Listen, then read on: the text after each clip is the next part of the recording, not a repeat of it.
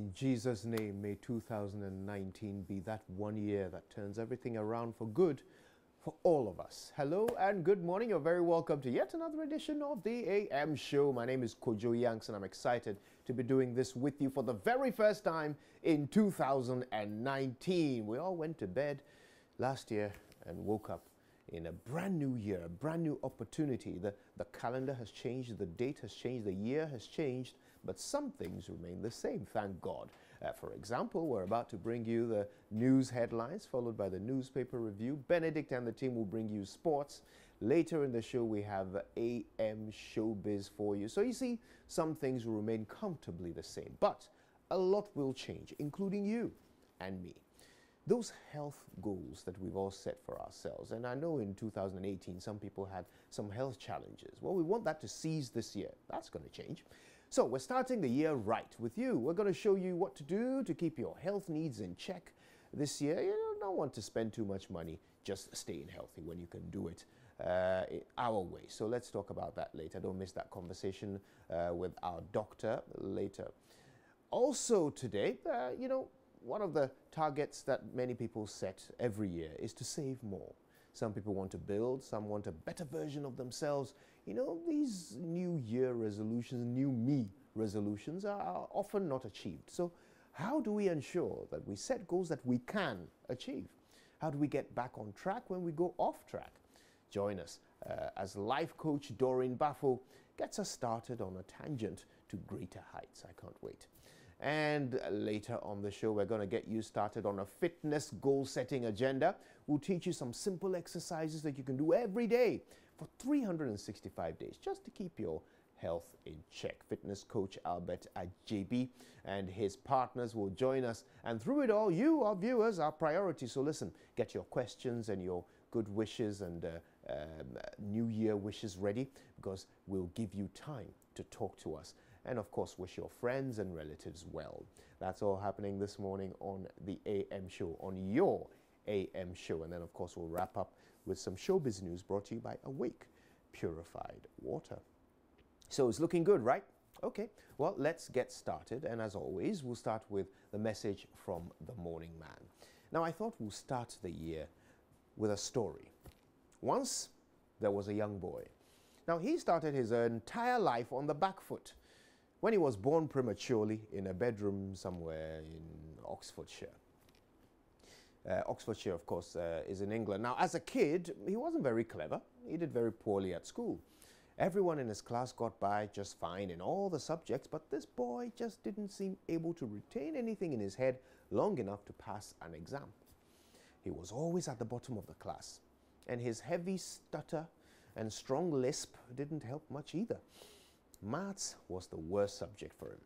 Throughout primary school, every single class teacher tried their hardest to communicate simple mathematical principles to this boy. They used objects to teach him addition, subtraction, multiplication, and division. He would get it today and forget it tomorrow. In his final year of primary school, he got held back for failing his maths test 3 times. He became bigger and taller than all his classmates, but he just couldn't break through the academic barrier to move forward. Eventually, he passed the maths test on the 4th attempt and made it through to secondary school. That was another 7-year torture session for this boy. His father, who had concluded long ago that his son was retarded, tried to be as encouraging as possible. You know, his dream was for the boy to become a lawyer. So in spite of his son's putrid performance, he still encouraged the young lad to attempt entry into Oxford and Cambridge. They both rejected him. Finally, the old man gave up and sent him off to join the military. Even then, he failed the entry exams 3 times before finally scraping through. Now, throughout his military career, the boy, now a man, still maintained a frustrating familiarity with failure. He was involved with the planning and tactics of a battle that failed abysmally. They named it the Gallipoli disaster. Many other people were involved in that fiasco, but he was singled out for special commendation by his superiors. Or, well, by commendation, I mean blasting. At this point, he actually declared, "I'm finished." Well, he was wrong. The catalogue of failures did not end there. Throughout his adult life, he suffered from depression. It made him a horrible person to be around. Even in his mature years, this guy continued to fail. He held a political position for a while, and in spite of doing well at post, he still managed somehow to fail to get re-elected. Indeed, by the time of his death, there was no endeavor that this fellow had ventured into which he hadn't failed in one way or another.